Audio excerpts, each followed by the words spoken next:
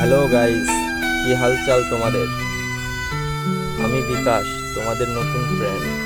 আমি একজন ambulance driver. বাস্তব জীবনের গল্প শুনতে হলে আমার সাথে থাকতে হবে এবং কি ফলো করতে হবে। আজকে যে ছেলেটারে নিয়ে গল্প, ছেলেটার বাসা সাতক্ষীরা জেলায়। ছেলেটা কাজের তাগিদায় ঝিনাইদহ জেলার শৈলকুপা থানার এক ভাটায় কাজ করতো আর কি।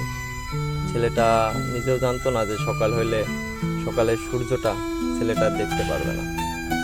ছেলেটা আসছিল কাজ করতে, কিন্তু দেখুন কি পরিণতি। ছেলেটা কাজ শেষ না করেই চলে যেতে হলো ডেড বডি হিসাবে।